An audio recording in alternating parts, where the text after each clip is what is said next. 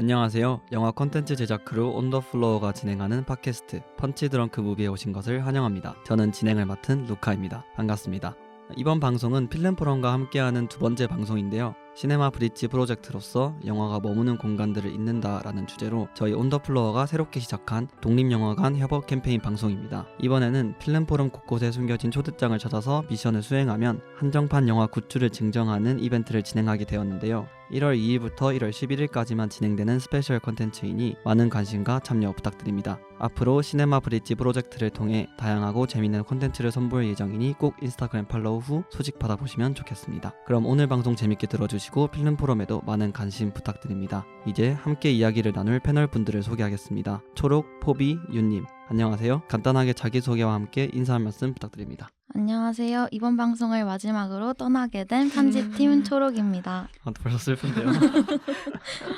안녕하세요. 저는 오랜만에 인사드리는 포비입니다. 안녕하세요. 윤입니다. 저는 지난 기수에도 마지막 녹음을 참여했었는데 8기도 마지막을 장식할 수 있어 기쁩니다.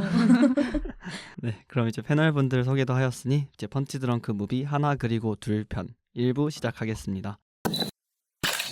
펀치 드렁크 무비 하나 그리고 둘 1부에서는 영화의 전반적인 내용을 살펴보는 시간을 가질 예정입니다. 본격적으로 이야기하기에 앞서서 여러분들은 이 영화 어떻게 보셨나요? 먼저 포비님 어떻게 보셨나요? 저는 사실 영화를 작년 11월 말에 한번 기획전을 해줘서 그때도 보고 그제 또 다시 봤거든요. 근데 그 11월에 봤을 때는 이게 리마스터링을 하기 전이었어요. 맞아요. 구린 화질로 한번 보고 그 다음에 최근에는 좀 그래도 선명한 화질로 다시 봤는데 둘 다 되게 좋은 경험이었고 되게 좋은 영화라는 생각이 많이 들었어요. 그때 봤을 때는 뭔가 한 해를 마무리하기 되게 좋은 영화다 이런 생각이 들었고 지금은 좀 화질이 좋아서 그런지 한 해를 다시 시작하면서 보기도 좋은 영화다 이런 생각이 되게 들었던 영화였습니다. 확실히 그 전에 그 화질이 조금 저하된 게 그것만의 감성이 또 있는 맞아요. 것 같기는 해요. 저도 이번에 12월 31일 마지막 날에 이 영화를 봤는데요. 확실히 포비님이 말씀하신 것처럼 이 한 해를 마무리하기 정말 좋은 영화라고 생각이 들었고 또 이제 새해를 좀 다시 생각할 맞아요. 때 이 삶이란 어떻게 살아야 될 것인가 이런 고민을 하면서 새해를 시작하기에도 좋은 영화인 것 같아서 그날 보기 정말 잘한 것 같다는 생각이 맞아요. 들어요.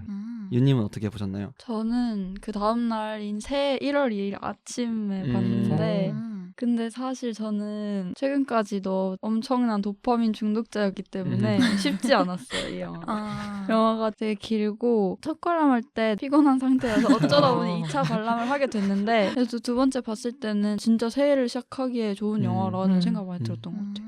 초롱님은 어떻게 보셨나요? 저도 1월 1일 새해 봤는데요. 다들 새해를 이렇게 같이 맞이하네요, 영화로. 저 온더프의 마케팅팀 3명이랑 네. 필름 포럼에서 같이 관람을 했어요. 근데 영화 분위기도 되게 아늑하고 천천히 흘러가잖아요. 또 영화관 분위기도 아늑하다 보니까 조금 초반부에는 졸았다. 그리고 다른 친구들도 다 졸았기 때문에 죄책감은 덜했고요. 저도 윤님처럼 좀 도파민에 절여있다 보니까 이 영화가 조금은 힘들었다. 그럼에도 새해에 새로운 가치관을 줬던 영화였습니다. 네, 확실히 분위기가 차분하면서도 다양한 인물들의 이야기를 통해 생각할 점을 많이 던져주는 영화였던 것 같은데요. 그럼 포비님, 영화의 전반적인 줄거리를 한번 설명해 주시겠어요? 영화는 양양의 외삼촌 아디와 샤오얀의 결혼식을 비추며 시작합니다. 영화의 초반 결혼식이 끝나고 양양의 누나 팅팅을 대신해 쓰레기를 버려 나가던 할머니는 사고를 당해 쓰러지게 됩니다. 그렇게 할머니가 쓰러지면서 삶에 대해 돌아보던 엄마는 요양소로 들어가게 되고 아빠인 엔제이는 첫사랑 민민과 일본 출장을 함께하게 됩니다. 한편 팅팅도 이사온 옆집 친구인 리리와 그녀의 남자친구 문제에 휘말리고 막내 양양도 학교 생활에서의 어려움을 겪습니다. 이렇게 양양의 가족들은 각자의 상황들을 맞이하며 인생을 돌아보고 성장을 이룩하게 됩니다. 네, 이렇게 영화가 가족 구성원들의 이야기를 띠고 있는데 또 독특한 구성인 게 하나의 일관된 플롯을 가지고 쭉 이어가는 게 아니라 각 인물들이 겪는 사건들을 병렬적으로 배치해서 교차 편집하면서 진행이 되잖아요. 뭔가 이런 편집 방식에 대해서는 어떻게 생각하셨는지 궁금한데요. 윤님 어떻게 생각하셨나요? 타이페이 그 대도시를 배경으로 3대가 같이 사는 대가족이 나오잖아요. 이 가족들은 정말 맨날 행사가 있고 되게 잘 모인다고 생각을 했어요. 근데 말씀하셨던 것처럼 영화가 뭔가 하나의 중심 스토리를 통해서 이 가족의 모습을 보여주는 게 아니라 각 인물, 각 개인의 이야기를 병치해서 보여주는 게 저도 보면서 되게 특이하다고 생각했는데 아빠, 뭐 엄마, 민민, 뭐 딸, 아들 이렇게 크게 보면은 4명의 인물로 좀 나눠서 각자 이야기가 펼쳐진다고 볼 수 있을 것 같아요. 근데 이게 저는 엄청 단절적이고 개별적인 에피소드처럼 느껴지기도 했단 말이에요. 예를 들어서 엄마 민민이 고민이 많잖아요. 근데 그런 불안이 아빠 NJ나 딸 팅팅의 서사에 딱히 흡수되는 것 같지는 맞아요. 않고 그래서 특이하다고 생각했고 근데 저는 좋았던 게 사실 가족이라고 해도 그 전에 각각이 이제 분리된 개인이잖아요. 알아서 각자 경험하고 뭐 성장하고 각자 도생하는 모습이 저는 그냥 공감되고 좋았던 것 같아요. 가족이 엄청 끈끈하게 모이는 것 같으면서도 잘 모르니까. 맞아요. 저도 그 윤님이 말씀하신 것처럼 구성원들이 좀 단절되어 있다는 느낌을 많이 받긴 했었어요. 근데 전 좀 좋았던 게 상호작용을 하지 않음에도 불구하고 그들을 이어주는 게 할머니처럼 느껴졌고 각자 나름대로의 고민들이 있는데 그리고 그 삶이 어떤 건지 막 할머니한테 털어놓잖아요. 그런 것들이 중심점이 돼서 이어진다는 느낌을 받아서 굉장히 끊겨 있으면서도 뭔가 이어져 있는 느낌을 받아서 좋았던 편집 방식이었다고 생각을 해요. 초롱님은 어떠셨나요? 저는 오히려 윤님이랑 좀 반대로 생각했는데 나이대가 다른 인물임에도 불구하고 되게 비슷한 경험을 한다고 생각했어요. 왜냐하면 그 아빠가 첫사랑을 추억하면서 같이 데이트할 때 그 장면이랑 딸이 같이 데이트를 할 때 되게 비슷하게 연출이 되잖아요. 그래서 가족들끼리 느끼는 감정이나 경험하는 게 큰 맥락에서는 비슷해서 그게 세대 간의 연결을 저는 오히려 보여준다고 생각을 했습니다. 저 그 장면 진짜 좋아하거든요. 맞아요. 그 과거를 플래시백 할 수도 있는데 플래시백 하지 않고 그냥 자기 딸의 모습을 통해서 아버지의 과거를 상상할 수 있게 상상하게 하는 그게 너무 연출이 좋아서 맞아요. 좀 아름다웠던 장면인 것 같아요. 저도 루카님이랑 초롱님이랑 말씀하신 거랑 좀 비슷한 것 같은데 저는 뭔가 할머니라는 구심점이 있지 않더라도 어쩔 수 없이 그들의 가족이라는 구성원 안에서 서로 영향을 주고 받았고 그게 그들의 뭐 말이나 어떤 행동에서 자연스럽게 드러난다고 생각을 했었어요. 아까 윤님이 말씀하신 대로 인물들의 상황을 보면 어떻게 생각하면 좀 개별적이라고 할 수 있지만 또 따지고 보면은 서로의 행동이나 서로의 경험 그리고 상황 같은 게 조금씩 영향을 주고 있지 않았나 하는 생각이 많이 들었고 저는 이런 연출을 보면서 우리네들의 인생을 되게 잘 보여줄 수 있는 그런 최적화된 연출이 아닌가 생각을 했었어요. 얘기했던 것처럼 가족 구성원들도 배치가 되고 또 다른 친척 인물들도 많이 나오잖아요. 다양한 인물들이 나오는 것 같은데 패널분들께서 가장 기억에 남는 인물들은 누구였을까요? 포비님은요? 저는 친척들은 기억나진 않았고 그래요? 사실 그 오타? 네, 일본 사업가. 사업가 오타 그분이 제일 기억에 남았어요. 맞아요. 왜냐면은 이 영화 보면은 되게 뭔가 다양한 인물들이 나온다기보다는 인물들의 다양한 면이 나온다고 생각을 하거든요. 근데 이 오타라는 인물은 그 중에서도 유독 이상적이고 되게 현자처럼 네네. 느껴진단 맞아요. 말이에요. 그래서 이 인물이 다른 인물들에 비해서 신비롭기도 하고 돋보이기도 하고 그런 게 있었던 것 같아요.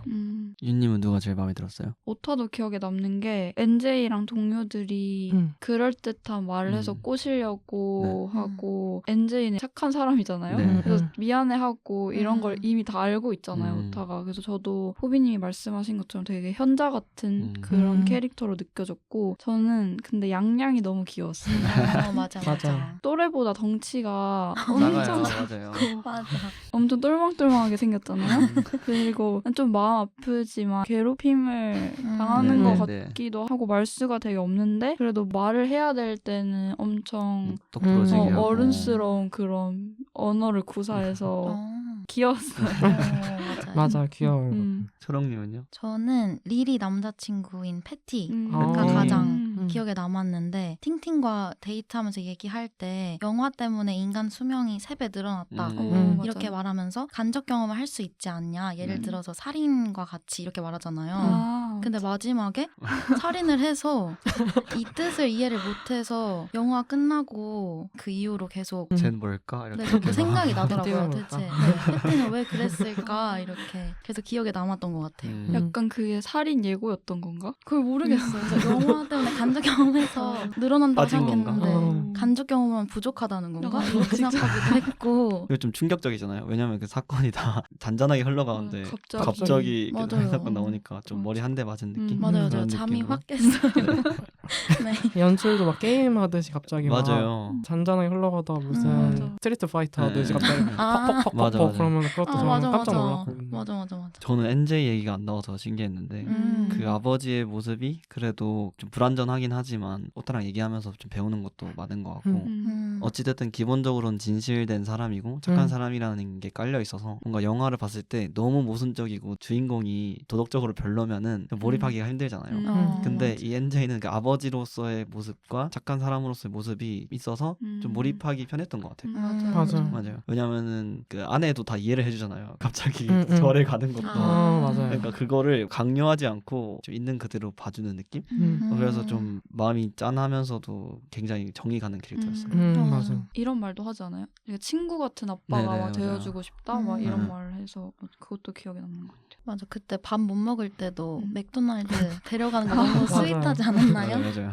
아까 얘기했듯이 연출 장면 얘기도 많이 나왔었는데 여러분들의 기억에 남는 연출이 있다면 그것도 하나씩 소개를 해보면 좋을 것 같아요. 혹시 윤님은 어떻게 보셨나요? 저는 아까도 말했지만 영화에서 되게 여러 가지 이야기가 교차 편집으로 이어지잖아요. 네. 장면 전환할 때 연출 방식이 인상 깊었던 게 있는데 제 기억에 남는 게 팅팅의 친구 리리가 자기 집에 도착해서 엄마랑 무슨 영어 선생님의 불륜 장면을 목격한 것 같아요. 그렇죠? 그래서 소리를 완전 고래고래 지르면서 싸우는데 그 비명소리가 아디 삼촌의 갓난아기 울음소리로 이어지면서 딱 장면이 바뀌거든요. 저는 그게 엄청 인상 깊었는데 약간 이런 느낌을 받았던 것 같아요. 우리가 겪는 일들이 특별한 것처럼 느껴지기도 하고 그런데 사실은 세대를 넘어서 계속 반복되는 그런 보편적인 경험일지도 모른다. 뭐 살면서 소리 지를 일도 많겠지만 원래 우리는 태어날 때부터 소리를 지르면서 소리 태어나는 지르면서. 거잖아요. 그래서 그냥 그게 삶이다. 그렇게 복잡한 게 아니고 다 그런 일을 겪으면서 산다. 약간 이런 메시지를 저한테 던지는 것처럼 느껴져서 되게 인상 깊었던 것 같아요. 저도 막 그런 식으로 불륜 장면이나 끔찍한 일이 있다고 했을 때 뭔가 그렇게 담백하게 넘어가는 부분들이 영화를 볼 때 더 좀 위로처럼 다가왔던 것 같아요.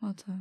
양양이 그 좋아하는 아이가 시청각실 이런 거 들어가서 맞아. 천둥 이렇게 치는데 나레이션이 맞아요. 구름이 생기고 뭐 이렇게 하면서 상쇄작용 일어나고 막 그런 내용이잖아요. 그게 뭔가 사랑이 뭔가 충돌하는 맞아요. 뭐 그런 느낌으로 받아들여서 그 연출이 너무 예쁘고 좋더라고요. 그리고 맞아. 그 천둥 이미지가 분명히 첫사랑과 안 어울리는 이미지인데 그 흙구름에 천둥 치는 게 근데 그런 장면들을 배치했다는 게 너무 놀랍고 좀 좋게 봤었어요. 저도 사랑에 관한 연출들이 되게 인상적이었는데 아까 처음에도 말씀하신 NJ와 첫사랑의 데이트 네. 그리고 딸 팅팅이랑 팅팅의 첫사랑의 데이트 이게 네. 대치되면서 보여주는 그 네, 장면도 전 너무 좋았고 저도 날씨 장면이 되게 좋았어요. 좀 감성이 겹치는데요? 왜냐면 그 날씨 장면이 어두워진 화면에 갑자기 천둥 파박 네네. 치는 거는 보통 공포 영화에서 네. 이제 뱀파이어가 등장하거나 드라큘라가 나오는 그런 장면에서 맞아요, 많이 맞아요. 나오는데 그 장면과 함께 양양의 첫사랑의 얼굴이 딱 보이는데 좀 무서워야 되는데 뭔가 또 설레일 수도 설레요. 있겠다 이 아이한테는 그런 생각이 들면서 좋았었고 또 좋았던 장면은 창문이나 거울 같은 걸 통해서 다른 장면들이 반영되는 그런 맞아. 씬들이 맞아. 좋았던 것 같아요. 그래서 뭐 인물들이 대화를 나누다가 불이 꺼지고 이제 타이페이에 자동차들이 다니는 장면들이 보여지고 이런 것들이 되게 삶이 복잡하게 연결돼 있다. 그리고 우리는 뭔가 삶을 관찰하고 있는 존재이기도 하다. 이런 식으로도 해석할 수 있지 않을까? 그래서 좋았던 것 같아요. 확실히 집이 그렇게 커 보이지 않는데도 잘 나눠서 잘 찍은 것 같은 느낌. 오, 거울을 맞아요. 활용하거나 맞아. 뭐 방 문을 활용하거나 이런 식으로 해서 그런 점들이 좁은 공간 내에서 잘 촬영한 것 같다. 그렇게 맞아요. 생각이 들었어요. 초롱님은 어떻게 보셨나요? 여기 그냥 감성이 비슷한 사람들이 많은 것 같은데 저도 시청각 자료실 장면을 가져왔거든요. 오. 근데 저도 포비니와 똑같이 공포 영화에서 많이 쓰이는 연출을 사랑에 대한 걸로 엮어서 표현했다는 게 가장 잘 와닿았던 것 같고 오히려 루카님 초롱님께서는 안 어울리는 이미지라고 했잖아요. 천둥이랑 첫사랑이랑. 전 오히려 되게 잘 어울린다고 생각했어요. 약간 충격 이런 네, 거. 약간 처음 겪는 강렬한 네. 감정이라는 아, 점에서 맞아요. 비슷해서 그 연출이 가장 마음에 들었던 것 같습니다. 저 다른 연출도 하나 얘기하고 싶은 게 마지막에 할머니를 만나는 연출 있잖아요. 돌아가시기 직전에 만나는 그 아. 연출도 굉장히 좋았던 게 제가 영화에서 가장 뭔가 사랑하는 부분이 이게 현실적으로 그려냈는데 이건 어쨌든 영화잖아요. 그러면은 현실과 좀 달라야 되고 좀 뭔가 판타지가 한 꼬집 있어야 된다고 생각을 하는 편인데 그런 부분이 좀 충족되는 장면이어서 맞아요. 마지막에 훨씬 여운이 길게 다가왔던 것 같아요. 왜냐하면은 그전에는 삶이 이렇다 저렇다 이런 거를 굉장히 현실적이고 담백하게 보여주다가 마지막에 할머니가 환생하는 모습을 딱 보여주니까 그 감동이 더 크더라고요. 그 3시간 동안 기다렸던 뭔가 판타지스러운 장면 그런 느낌이어서 훨씬 좋게 봤던 장면이었습니다. 또 영화 속에서는 양양의 카메라가 굉장히 중요한 장치로 등장을 하잖아요. 앞만 보고 뒤를 보지 못하니 우리는 반쪽짜리 진실만 보는 것이다 라고 말하기도 하는데요. 양양의 카메라와 찍힌 뒷모습이 상징하는 의미는 무엇일지 한번 얘기 나눠볼까요? 먼저 초롱님?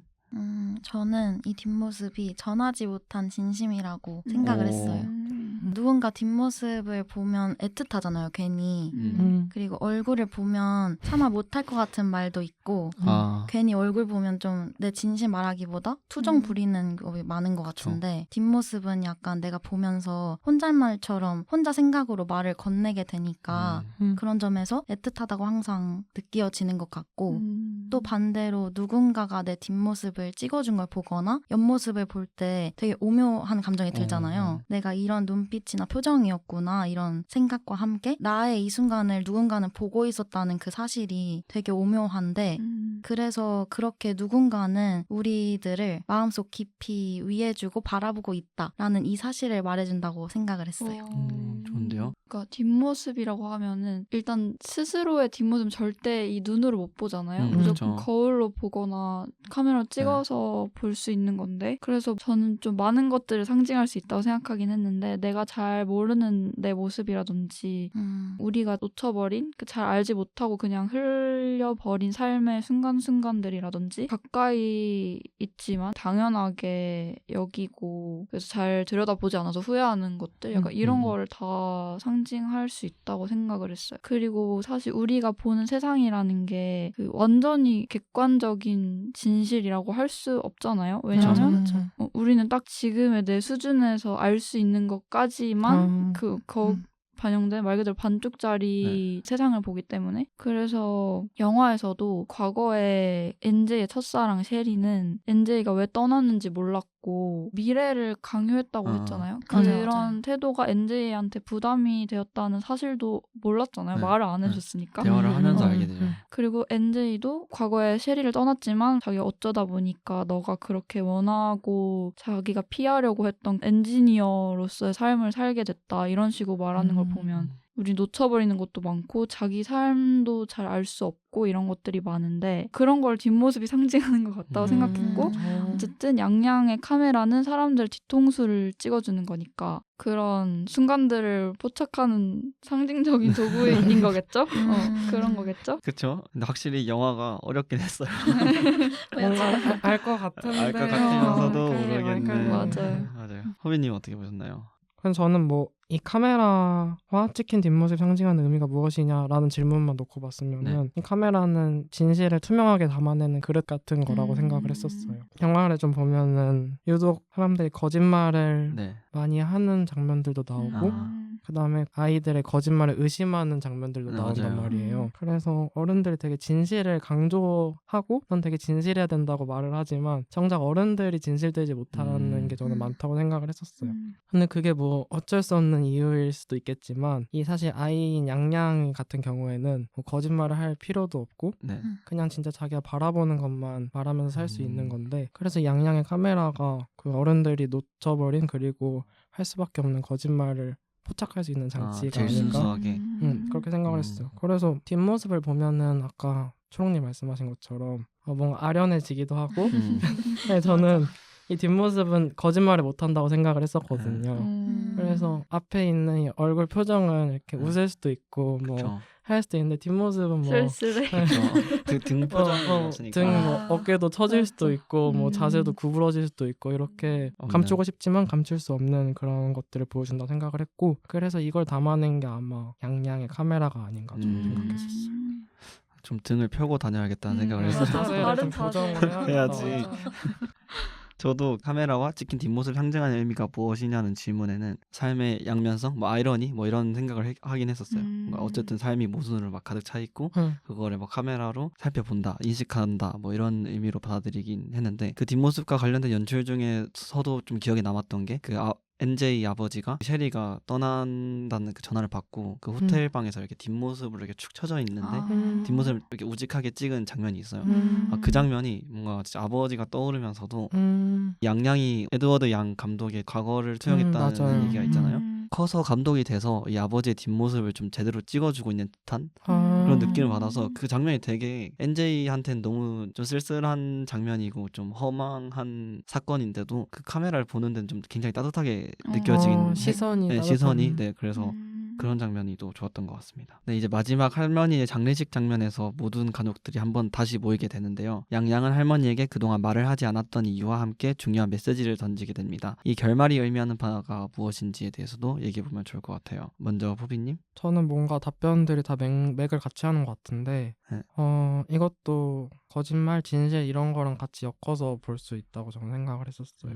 그 영화 보면 양양이 보이는 것에 되게 집중하고 네. 중요하게 맞아요. 생각하는 아이잖아요. 그래서 처음에는 이제 엄마가 양양을 데려가서 할머니한테 이렇게 뭐 하고 싶은 얘기들 같은데 양양이 진짜 순수하게 어차피 할머니 못 보잖아. 뭐 보지도 못하는데 뭐 말을 거는 게 의미가 없다 이런 식으로 얘기를 해서 엄마한테 상처를 주기도 하고 그러잖아요. 근데 사실 이 마지막 장면을 놓고 보면은 양양이 왜 자기가 그렇게 얘기했는지를 말을 하잖아요. 네. 맞아요. 그래서 그걸 보면서도 우리들의 삶에는 각자만의 사정이나 이유들이 있었고 그거를 우리가 함부로 생각할 수는 없는 거다 이런 생각도 먼저 했었고 또 어떻게 생각을 해보면은 아까 맨 처음에 얘기했던 대로 이 할머니가 가족들을 이렇게 연결해주는 구심점의 역할도 하지만 어떻게 보면은 그 가족들에게 할머니는 고민이랑 이야기를 다 들어주는 그런 청자의 역할을 했었는데 양양이 생각했을 때 할머니는 뭐 아직 누워있긴 하지만 그 자체로도 상호작용할 수 있는 인간인데 그 사람한테 계속 그분이 반응할 수도 없는 이야기를 한다는 거는 정말 순수한 시선으로 봤을 때는 의미가 없다고 생각을 했을 것 같고 그래서 할머니를 어찌 보면 양양이 가장 깊이 있게 생각하지 않았나 생각을 했던 것 같아요. 그래서 마지막 장례식 장면에서 양양이 말하는 메시지는 보이지 않는 진실에 대한 이해? 그 다음에 근데 이 보이지 않는 진실임에도 우리가 결국에 이 진실을 받아들이고 산다는 거에 양양이 결국에 수용해 나가는 그런 과정이라고도 생각을 했었던 것 같아요. 확실히 그 마지막 그 대사가 엄청 길잖아요. 그 양양이 편지로 얘기한 대사가. 근데 그 대사가 없었으면은 이 영화를 이해하는데 굉장히 어려움을 겪었을 거라고 생각을 해요.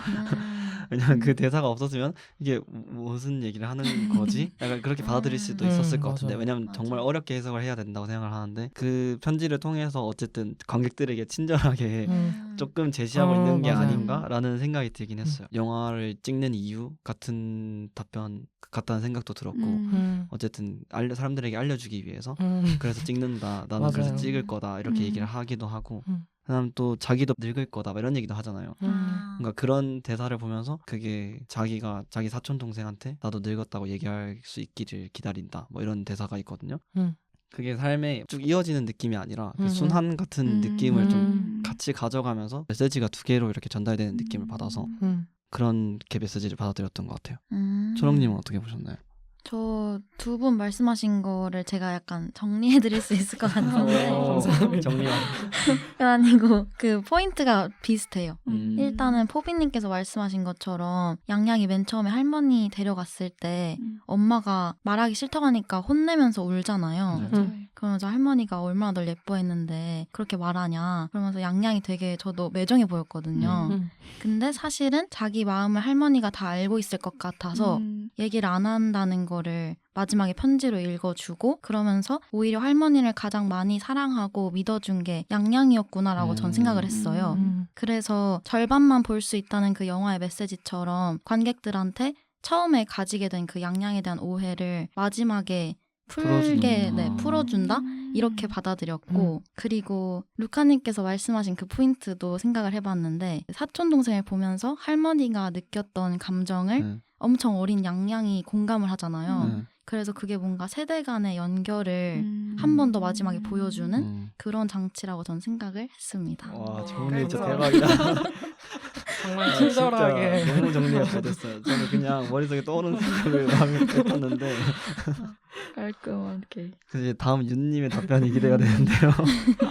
저는 근데 양양의 편지에 대해서 집중해서 생각을 해봤는데 루카님도 잠시 말씀하셨던 것처럼 그 대사가 에드워드 양 감독의 그냥 영화론? 감독의 생각을 잘 보여주는 그런 대사라고 생각을 했어요.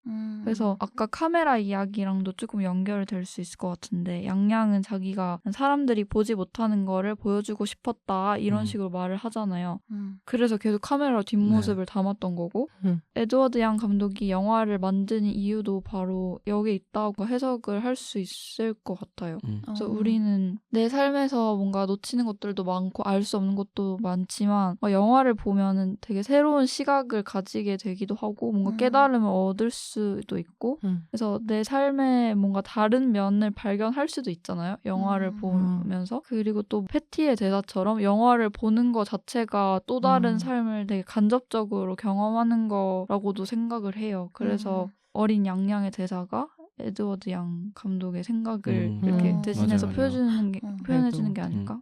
완전 그런 것 같아요. 왜냐하면 카메라를 장치로 설정했다는 것 자체가 감독도 카메라로 찍는 거니까 맞아요. 영화를 그렇게 볼 수도 있겠네요. 계속 연출했을 때는 그냥 뭔가 카메라로 찍는다는 느낌을 안 주고 그냥 흘러가듯이 연출하잖아요. 근데 이제 딱 양양이라는 한 캐릭터한테 카메라를 지어주면서 딱 직관적으로 보여줬던 것 같아요. 자기 하고 싶은 걸. 굉장히 감독이 제일 하고 싶었던 얘기가 아니었을까라는 생각도 해요. 어쨌든 자기가 어릴 적 생각했을 때 감독이 되고자 했던 뭔가 꿈의 이유? 뭔가 그런 것들이 녹아져 있는 것 같아서 결국 궁극적으로는 하고 싶고 제일 마음속에 깊이 있었던 얘기가 아니었을까? 그런 생각도 해봤어요. 네, 굉장히 어려운 대화 토크였는데요. 이렇게 1부에서는 영화 하나 그리고 둘의 전체적인 줄거리를 살펴보았습니다. 이어지는 2부에서는 영화 연출적인 특징들과 외부적인 요소들에 대해 보다 더 깊게 얘기해 보겠습니다. 1부에서 미처 다루지 못한 흥미로운 내용들이 담겨 있으니 끝까지 들어주시면 감사하겠습니다. 2부를 시작하기에 앞서 NJ와 간 호프바에서 오타가 연주한 베토벤의 명곡 월광 듣고 오겠습니다.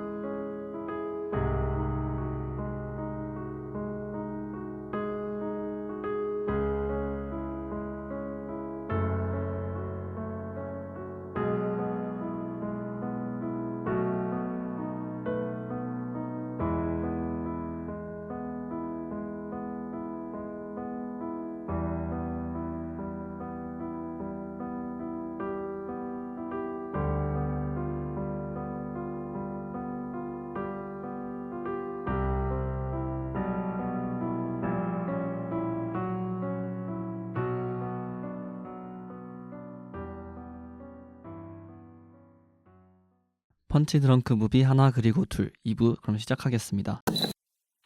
1부에서는 영화의 전반적인 스토리라인과 주요 인물들을 중심으로 이야기를 나누어 보았는데요. 2부에서는 작품 외적인 이야기와 비하인드까지 함께 살펴보도록 하겠습니다. 첫 번째 질문으로 하나 그리고 둘은 다양한 가족 구성원들의 서사를 다루고 있지만 가장 중요한 메시지는 아이인 양양의 시선을 통해서 전달을 하는데요. 어린 아이를 화자로 내세울 때 어떤 연출적인 효과가 있었다고 생각하시나요? 특히 양양을 귀엽게 보신 윤님은 어떻게 보셨나요? 일단은 저는 아이가 그냥 관찰자의 시선으로 제일 적합한 것 같아요. 왜냐하면 어른들의 시선은 뭔가 항상 선입견이 있고 뭔가 판단하고 막 합리화를 하려고 한다면 아이는 그냥 있는 그대로 보니까 그걸 뭔가 설명하려고 들지 않고 그래서 되게 객관적인 관찰자가 될 수 있다고 생각하고 그리고 아이는 그냥 이 가족의 내부자이기도 한데 깍두기처럼 완전히 편입되지 않은 외부자? 그러니까 깍두기의 시선인 거죠.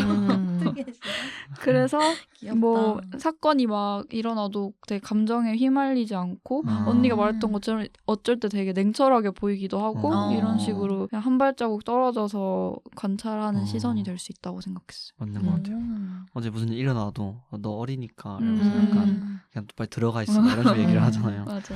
포비님 어떻게 보셨나요? 뭔가 이 부모는 이게 자식의 거울이라는 말도 있고 또 반대로 말하면 자식은 또 부모의 거울이다 이런 말도 있잖아요. 그래서 저는 이 어린 아이를 화자로 설정했다는 건 부모가 자기의 과거를 떠올리게 할 수도 있고 또 동시에 자라나는 자식을 보면서 자기의 미래를 오. 떠올릴 수도 있다고 생각을 했었어요. 음. 그게 이게 뭐 부모와 자식 간의 관계가 아니더라도 어른과 그다음에 아이라는 관계로 생각했을 때 양양이라는 화자는 미래와 과거를 동시에 보여줄 수 있는 상상할 수 있게 하는 그런 존재라고 생각을 했었어요. 그래서 이 순수해 보이는 양양의 말들 그리고 시선을 통해서 좀 영화를 보면서 내가 옛날에는 어땠을까? 그리고 이 아이가 커서 나중에 어떻게 될까?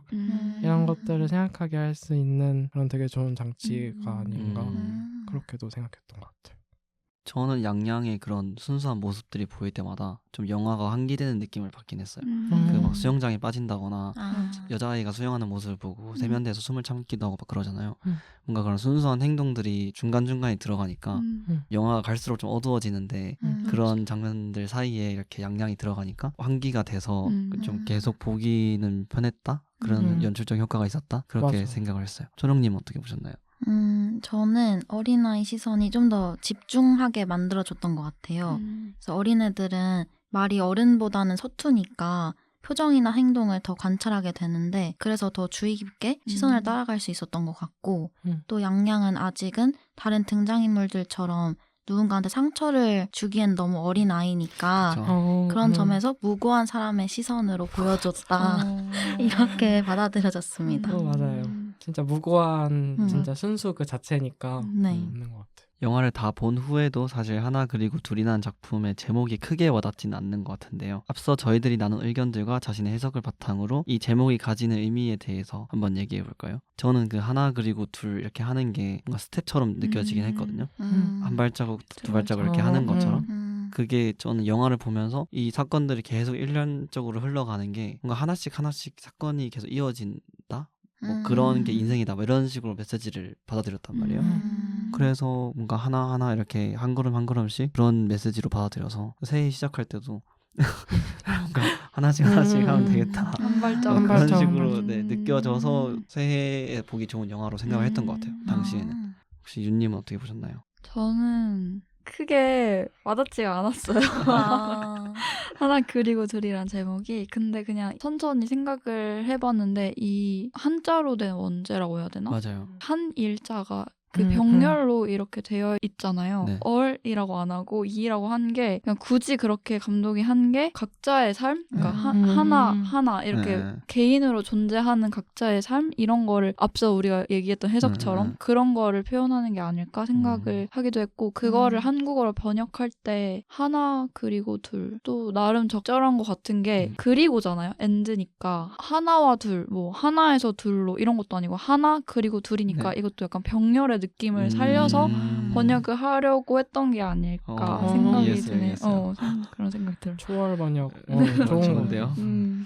초롱님 의견은 나중에 정리해 주셔야 되니까 나중에 듣기로 하고 포비님부터 들어볼까요? 저도 이거 원제랑 관련된 얘기는 저도 봤었거든요. 네. 그래서 이거 보면서 되게 그렇게 생각할 수 있겠구나 하고 초월 번역이라 생각을 네. 했었고 개인적으로 또 다르게 생각해 봤을 때는 제가 아까도 말씀드렸던 인상적인 인물이 오타가 한 얘기인데 뭔가 인생의 매일매일이 항상 이렇게 새로운데 왜 우리는 이렇게 두려워할까요? 이런 대사가 있었잖아요. 그래서 그것처럼 사실 이 영화 속에서도 그냥 갑자기 일어나는 일들이 되게 많잖아요. 맞아요. 쓰레기를 그냥 버리다가 네. 쓰러지신 할머니처럼 네. 아니면은 정말 우연치 않은 계기로 첫사랑을 만나게 네. 되는 아빠처럼 그래서 뭐 매일매일 이렇게 하나하나 쌓여가는 순간들인데 그 순간들이 쌓여가면서 그 하나였던 게 또 둘이 되기도 하고 네. 그 둘이었던 게 결국에는 또 다시 하나가 되기도 하고 이러는 상황들이 많다고 생각을 했었어요. 삶과 죽음에 관한 얘기가 아니더라도 조카가 태어나고 또 다시 할머니는 떠나고 뭐 이런 것처럼 우리는 어떻게 보면 하나였다가 둘이 되는데 그 둘이 만나서 이렇게 결합이 되면은 어찌 보면 다시 하나가 되는 거잖아요.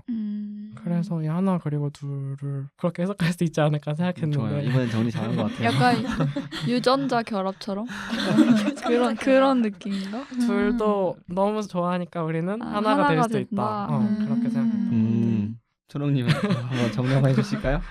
네. 저는 포스터랑 예고편만 봤을 때는 카메라가 되게 메인인 것 같아서 사진 찍을 때 하나 둘 하고 찍으니까 그거라고 생각을 했는데 원제 오. 얘기 나왔듯이 이이라고 되어 있더라고요. 그래서 하나라서 이건 아닌가 보다 생각을 했고 근데 그렇게 해석할 수도 있을 것 같긴 한데요. 좀, 근데 어. 셋이 없잖아요. 하나 둘 셋 하고 하나, 둘 셋은 하고 이제- 찍지 셋은 이제 않나요? 감격의 몫이죠. 싼 한 줄 평에 그리고 셋 이렇게 해가지고. 그래서 그거는 포기를 했고 그 대신 이 영화를 다 보고 나서는 한 사람과 한 사람이 만나면 어쨌거나 내가 상대방한테 말할 수 없는 비밀이 생긴다고 생각을 했어요. 그래서 한 사람과 한 사람이 만났을 때 두 가지의 비밀스러운 진실이 생긴다. 오. 이렇게 생각을 너무 했습니다. 좋은데요? 감사합니다. 네, 이제 어려운 얘기는 이제 그만하도록 하고 하나 그리고 둘과 관련된 재밌는 비하인드가 있다면 공유하면 좋을 것 같아요. 먼저 호비님 혹시 알고 있는 게 있을까요?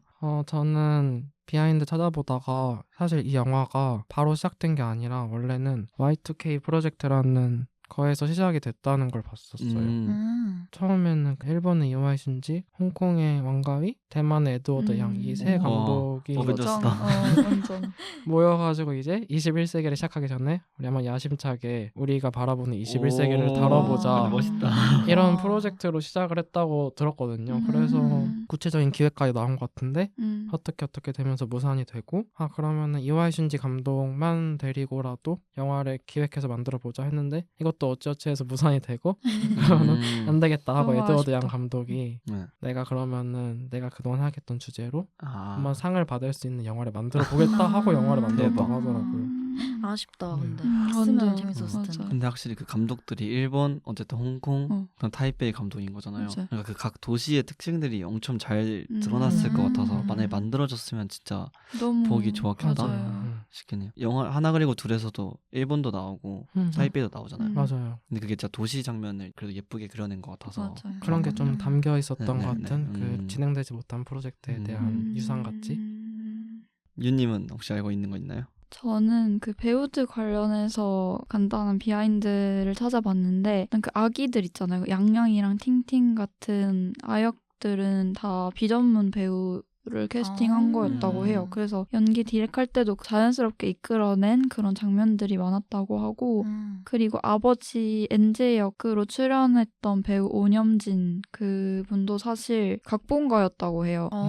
그래서 에드워드 양 감독의 데뷔작인 해탄 적일천이랑 비정상시 이런 영화들을 같이 쓴 각본가였다고 하는데 감독이 이 사람 연기를 눈여겨봐서 하나 그리고 둘에 출연을 시켰다고 해서 신기하다. 각본가인데 진짜 연기를 그러니까요. 진짜. 너무 잘하는데. 네. 해탄척의 전이랑 비정성시 이런 영화도 얘기해 주셨는데 하나 그리고 둘 영화를 보고 나서 또 보고 싶은 에드워드 양 감독 작품이 있었을까요? 네, 저 최근에 마작 개봉해줘가지고 영화 맞아요. 봤는데 사실 이게 독립시대, 마작, 그리고 이 하나 그리고 둘 이렇게 세 개가 신타이페이 3부작이라고도 불리더라고요. 신 타이페이 3부작? 네, 그래서 하나 그리고 둘 직전에 나온 영화가 마작이기도 해서 저는 하나 그리고 둘을 보고 싶었는데 개봉 알려지니까 마작이라도 봐야겠다 하는 느낌으로 봤었어요. 근데 마작은 지금 이 영화랑 느낌이 많이 다르기도 하고 이 마작이 그런 게임 같은 네. 거잖아요. 살짝 일종의 중국 도박 게임. 같은. 그래서 거기에 등장하는 청춘 남녀 4명이 딱 나오는데 그 네. 남녀 4명의 그런 타이페이에서 일어나는 일들 그거를 마치 게임처럼 비유하면서 보여주는 영화가 마작이란 말이에요. 재밌을 것 같다. 재밌어 그러니까 막 보이는데요? 익사이팅하게 보여주는 거 잔잔하게. 잔잔하게. 잔잔하고 그런 영화인데 이 영화가 하나 그리고 둘보다는 가족적인 느낌은 덜하고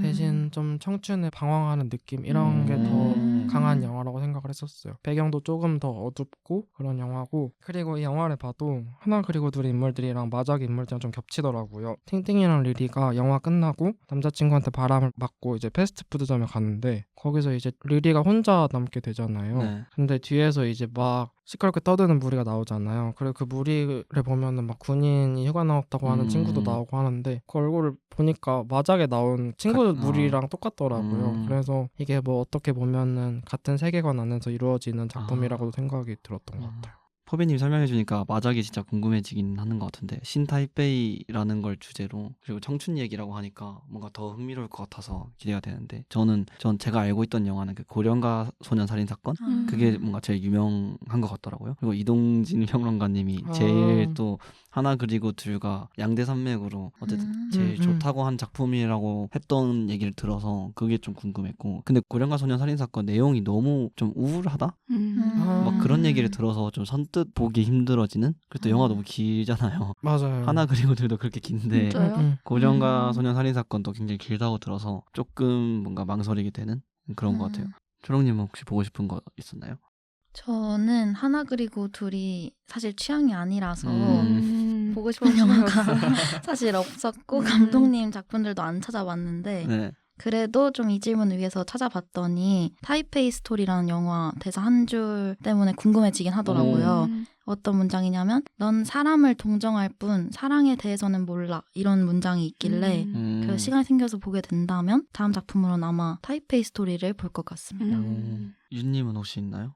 저는 작년에 해피엔드를 정말 재밌게 본 사람 중 한 명인데요. 그때 막 네오소라 감독 인터뷰를 찾아보고 그랬을 때 에드워드 양 감독의 영화에 되게 많은 영향을 받았다고 직접 말씀하시더라고요. 그래서 씬업 같은 거 찾아봤을 때 고령가 소년 살인 사건이 되게 억압적인 시대상 속에서 방황하는 그런 청춘의 모습 이런 거를 담고 있는 작품이라고 하고 해피엔드가 그걸 많이 닮아 있다고 들어서 그거를 꼭 보고 싶어졌어요.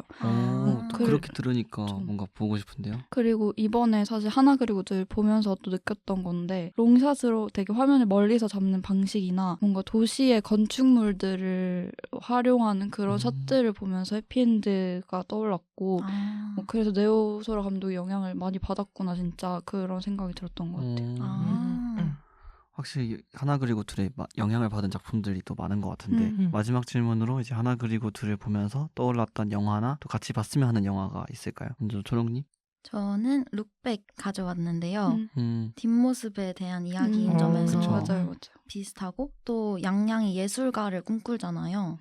근데 룩백의 주인공들도 만화가를 꿈꾸니까 그 점이 되게 비슷하다고 느껴서 가져와 봤고 이 만화책 룩백과 영화 룩백을 이미 봐서 이 하나 그리고 둘이 오히려 저한테 큰 울림을 주지 못했다고 생각도 들어서 가져왔습니다. 조금 더 직관적이기도 하고 네. 룩백이 더 훨씬 짧지만 여운은 더 그쵸. 컸다.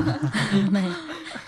근데 진짜 일맥상통하는 것 같아요. 그 뒷모습의 이미지가. 근데 이번에 고레에다 감독님이 또 영화 실사를 한다고 했으니까 맞아요. 그러면 진짜 에드워드 양의 그 뒷모습처럼 딱 그렇게 어떻게 좀 비교를 해볼 수도 있겠는데요. 갑자기 너무 기대가 되는 것 같아요. 저는 추천하고 싶은 영화가 보이후드. 왜냐면 이것도 인생을 다룬 이야기여서 하나 그리고들은 가족 구성원들을 다 하나씩 살펴보면서 인생을 좀 설명하는 느낌이라면 보이후드는 이제 한 소년이 이제 어른이 됐을 때까지 십몇 년 동안 기간을 찍은 영화란 말이에요. 뭔가 양양이 이렇게 쭉 커가는 모습들을 상상을 해볼 수도 있을 것 같고 그래서 삶에 관한 영화 그런 걸로 보이후드 추천드립니다. 포비님은요? 저도 방금 고레에다 히로카즈 감독님 룩백 얘기하셨지만 저는 고레에다 히로카즈 감독님의 원더풀 라이프를 생각했었어요. 저는 이 원더풀 라이프도 어떻게 보면 하나 그리고 둘보다 더 영화에 관한 영화라고 생각을 하거든요. 그래서 그런 면에서도 좀 같이 보면 의미가 있지 않을까 생각을 했었고 하나 그리고 둘 같은 경우에는 지금 이미 살아가고 있는 삶에서 뒷모습을 비춰주면서 이 삶을 다시 생각할 수 있게 하는 영화라고 하면 원더풀 라이프는 이제 더 나아가서 죽은 다음에 죽은 이후에 더욱더 관조적으로 자기 삶을 볼 수 있게 하는 영화라고 생각을 했었어요. 맞는 것 같아요. 그래서 또 분위기도 어찌 보면은 조금 더 이 원더풀 라이프가 판타지적이지만 네. 잔잔하면서도 비슷하고 그래서 정서적으로 연결되는 영화라고 생각을 해서 원더풀 라이프를 저는 생각해봤습니다. 윤님은 어떠셨을까요? 근데 저도 같은 고레다 히로카즈 감독의 작품이 오, 떠올랐는데 신기하다. 약간 분위기가 비슷한가? 그런 것 같아요. 저는 걸어도가 음. 떠올랐거든요. 큰 틀에서 보면은 가족 이야기라는 공통점을 가지고 있기도 하고 걸어도는 맏형의 죽음 이후에 막 가족들이 모여서 대화를 하는 맞아. 그게 중심이 되고 하나 그리고 둘은 할머니의 결혼식. 죽음 그런 걸 중심으로 그 주변에서 벌어지는 가족들의 모습을 그린다는 점이 비슷하다고 생각하기도 했어요. 그리고 하나 그리고 둘이랑 걸어도 둘 다 뭔가 되게 구조적으로 잘 짜여진 영화? 이런 느낌. 그러니까 인물들의 감정이입을 확 한다기보다는 되게 구조적으로 잘 짜여진 영화다 이런 생각을 하면서 봤던 것 같아서 이렇게 분위기가 비슷하다 이런 느낌이 걸어도에는 인물이 몇 명 나와요? 그 가족 구성원이 몇 명이에요? 거기도 할머니부터 손자까지 3대? 거기서 많다. 맞아. 저는 그리고 또 하나 생각났던 게 여기가 타이페이를 그린 영화니까 그 왼손잡이 소녀라고 그 션 베이커가 제작으로 참여한 그 영화가 있는데 그 장면에서도 도시를 굉장히 잘 담아내고 또 가족 구성원들에 대한 얘기거든요. 그래서 이것도 많이 떠올랐던 것 같아요. 좀 굉장히 타이베이가 좀 매력적인 도시라고 생각을 했어요. 그냥 2000년 초나 이제 90년대 후반에 그 정도였으면은 옛날 홍콩 느낌도 나면서도 또 일본 느낌도 나고 약간 좀 맞아요, 섞여 맞아요. 있는 듯한 느낌이 받아서 그런 도시 감성을 느끼고 싶으면 왼손잡이 소녀도 추천드립니다. 좋습니다. 2부에서는 하나 그리고 둘의 영화 내부에서 벗어나서 감독과 비하인드, 연출 특징과 추천 영화까지 알아보았습니다. 그럼 이제 최종적으로 영화 별점을 매겨볼까요? 저희 팟캐스트의 별점 방식 아시죠? 별점이 10점 만점에 5점 이하면은 별로라는 의미에서의 펀치, 그리고 이 영화의 별점이 6점 이상이면 취할 정도로 좋다는 의미의 드렁크로 구분해서 평점을 매길 겁니다. 그럼 지금까지 나눈 이야기를 종합해서 하나 그리고 둘의 평가를 종합해 보겠습니다. 먼저 초롱님. 저는 첫 펀치인데요. 3점으로 주었습니다. 3점 너무 낮은데요. 굉장히 죄송합니다. 미리 죄송합니다. 많은 시네필 분들에게. 저한테는 너무 길고 어떤 면에서는 너무 느리고 어떤 면에서는 너무 직설적이라 네. 별로였던 것 같아요. 그리고 3시간 정도 영화를 만들 거라면 아바타 3 정도로 스펙타클하게 만들어줬으면 좋겠다. 집중력을 생각을- 유지하기 네. 위해 그래서 너무 현실적이네요. 네. 그래서 한 줄 평은 도둑 맞은 집중력으로 하겠습니다. 도파민에서 벗어나셔야 돼요. 죄송합니다. 네, 그럼 포비님. 저도 솔직히 말하면은 처음 영화 볼 때는 집중을 못하고 졸았어요. 네. 그래서 저는 근데 다시 보긴 했거든요. 근데 네. 다시 보니까 그래도 열심히 보려고 하니까 또 괜찮더라고요. 그래서 저는 영화는 결국엔 좋았어서 영화에 대해 좀 생각해 보니까 아까도 얘기했던 것처럼 영화의 주제는 뭔가 혼자였던 우리가 둘이 되고 그 둘은 결국엔 또 다시 하나로 생각해 볼 수 있겠다 네. 생각을 했어요. 그래서 한 줄 평은 하나였던 나는 둘로 둘이었던 우리는 다시 하나로 이렇게 해보겠습니다. 그래서 별점은 9점으로 드렁크입니다. 와, 높다. 다음은 윤님. 저는 제가 느끼기에도 그러니까 모두가 그렇게 느끼겠지만 이 영화에는 뭔가 특별한 중심 사건도 없고 엄청난 대립 구도도 없잖아요. 그래서 그냥 3시간 동안 그냥 그 가족 구성원들의 흘러가는 그 일상을 보여주는 듯 하는데 2차 관람 때는 근데 뭔가 지루하다기보다는 명상적인 되게 특이한 경험을 그래도 하게 되는 것 같아요. 그러니까 영화적 체험하셨네요. 영화적 체험을 할 수 있어요. 영화를 보면서 명상을 하는 약간 그러니까 뭐라고 설명 못해. 어떤 느낌이냐면 이게 너무 잔잔하고 되게 대사가 이게 무슨 의미일까? 자꾸 이게 이 장면은 뭘까? 그러니까 이렇게 계속 생각을 하게 되잖아요. 네. 그러다 보니까 여백이 있으니까 자꾸 내 삶도 뭔가 돌아볼 수 있을 것만 같고 약간 확실히 진짜 새해 보기 좋다. 되게 마음을 잔잔하게 도파민에 벗어나서 마음을 차분하게 저격하세요.